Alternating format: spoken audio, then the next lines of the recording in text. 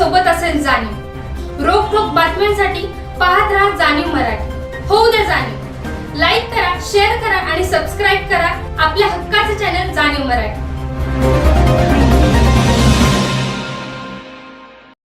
पत्रकार मित्र यांना सांगितल्याप्रमाणे आपण पत्रकारावर मी या परिषदेमध्ये बोलणार आहे आणि तो विषय आहे की नुकत्याच पार पडलेल्या जिल्हा परिषदेच्या निवडणुकीमध्ये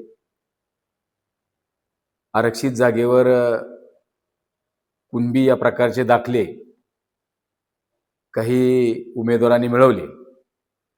आरक्षित जागा असताना आणि स्वतःची जात कुणबी नसतानाही काही उपद्व्याप करून दाखले मिळवून निवडणूक लढवली, त्याबद्दल मी आज आपल्या पत्रकार परिषदेमध्ये विश्लेषण करणार आहे। हा जो विषय आहे तो सातारा जिल्हा परिषदच्या निमसोड जिल्हा परिषद गटातील आहे। निमसोड जिल्हा परिषद गट हा ओबीसी जागेसाठी आरक्षित म्हणून राहिलेला होता। या निवडणुकीमध्ये संदीप नारायण मांडवे उर्फ पिंटू पैलवान यांनी ओबीसी प्रवर्गामधून निवडणूक लढवण्यासाठी प्रांताधिकारी दहिवडी यांच्याकडून चुकीची कागदपत्र दाखल करून बोगस कुणबीचा दाखला मिळवला आहे।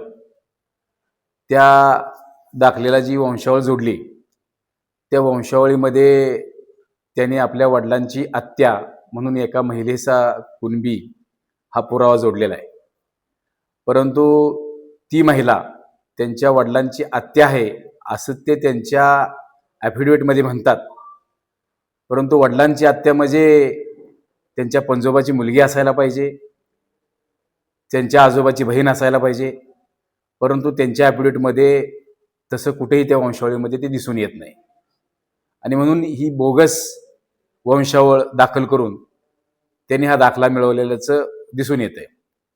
दुसरी गोष्ट म्हणजे त्या महिलेच्या पुढं कुणबी ही जी मोडी लिपीत लिहिलेलं आहे त्याच्यामध्ये सुद्धा खाडाखोड केलेली आहे। म्हणजे आम्हाला असं दिसून येतंय की त्यांनी कुणबी हा शब्द सुद्धा खाडाखोड करून हा दाखला मिळवण्याचा प्रयत्न केलेला आहे।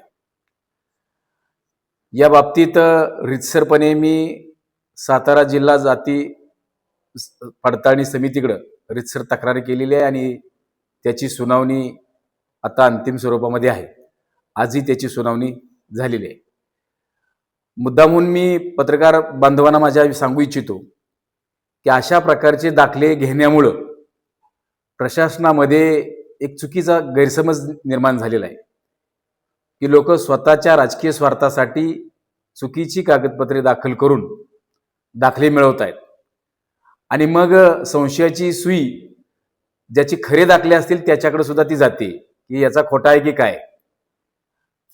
संदीप नारायण मांडवे यांनी चुकीचा दाखला मिळवून मराठा समाजाचाच नुकसान केलेलं आहे, कारण आता गेली कित्येक मुलं आपल्या खऱ्या कुणबीच्या दाखल्यासाठी शासनाचे उंबरठे झिजवत आहेत आणि असे प्रकार उघडकीस आल्यानंतर प्रशासनाची मात्र त्याच्यावर करडी कमान होती की बाबा हे दाखला चुकीचा तरी नाही ना, आणि त्यामुळं खऱ्या लाभार्थींना दाखला मिळवण्यासाठी प्रचंड मानसिक त्रास सोसावा लागतोय।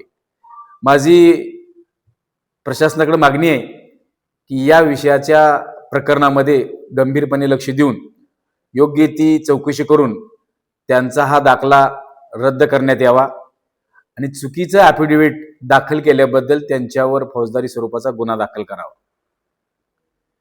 खरं तर माझ्या आणखीन दोन मागण्या आहेत की त्यांनी आता निवडणूक लढवली त्याबद्दल माझी कोणतीही तक्रार नाहीये, हा शेवटी राजकीय विषय आहे, पण समाजाचं नुकसान होऊ नये म्हणून कुणीही इथून पुढं कुणबीचा दाखला हा बोगस प्रमाणपत्राद्वारे मिळवू नये आणि त्यासाठी ज्यांनी मिळवलंय त्यांच्यावर फौजदारी गुन्हा दाखल होणं गरजेचं आहे। म्हणून ही आजची आपण पत्रकार परिषद घेत आहोत।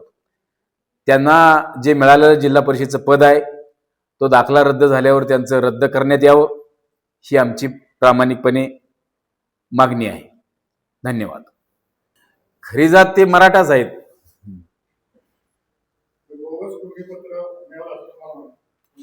हा, त्यांनी जे जोडलेली कागदपत्रे आहेत त्याच्यावरून हे दिसून येते. आता त्यावेळच्या परिस्थितीत काय झालेलं आहे हे मला सांगता येणार नाही, पण दाखला निश्चितपणे त्यांनी जी दाखले जोडलेले आहेत ते त्यातमध्ये जी महिला आहे ती त्यांची वडिलांची आत्या मात्र दिसून येत नाही किंवा तसं त्यांचं ऍफिडेव्हिट नाहीये. मोडी लिपीतील त्यांचा पुरावा आहे.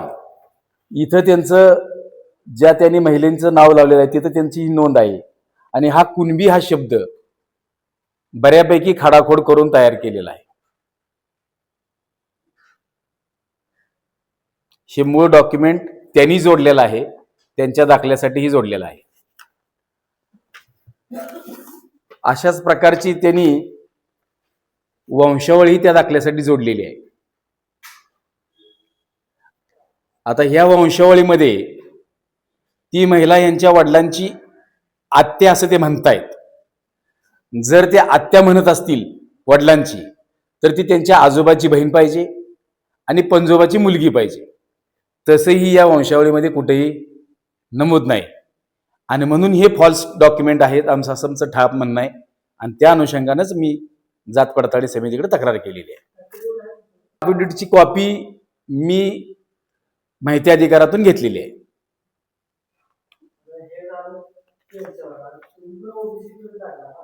हो, माझी क्लिअर आहे. माझ्याकडे क्लिअर असल्याशिवाय मी दुसरे आरोप कसा करू शकतो?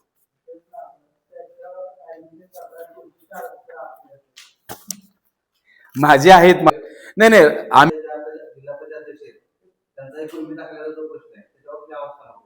ना आता मी नाही त्या मतदारसंघात मी नाही ना. मी माझ्या मतदारसंघात निमसोडच्या बाबतीतला विषय तेवढ्या पुरताच होता.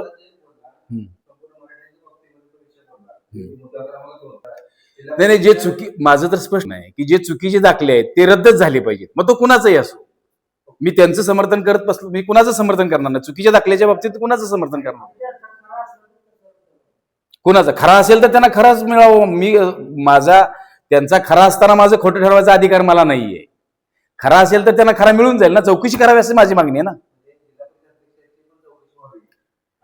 नाही, आता त्याच्यासाठी त्यांनी कुणीतरी तक्रार केलेलीच आहे, त्यामुळे चौकशी होणारच आहे. मी म्हणण्याला काही अर्थ राहत नाही ना. त्या ऑलरेडी कुणीतरी चौकशीसाठी तक्रार केलेलीच आहे त्यांची.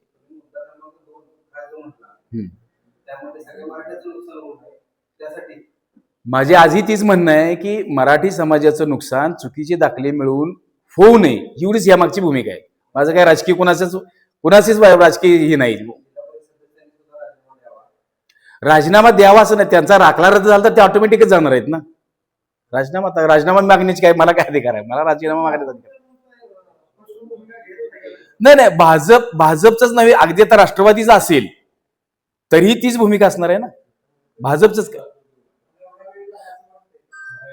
हा नाही, मी तक्रार अगोदर केलेली आहे. फक्त पत्रकार परिषद मी इतके दिवस घेतलेली नव्हती. मी तक्रार वेळेतच घेतलेली आहे. हो, काय राहणार, काय त्यात अडचण आहे? नाही, तक्रार त्यांनाही माहित आहे. तक्रार केल्यानंतर आम्ही दोघं भेटलोय, तेव्हा तसं काय नाही विषय. हा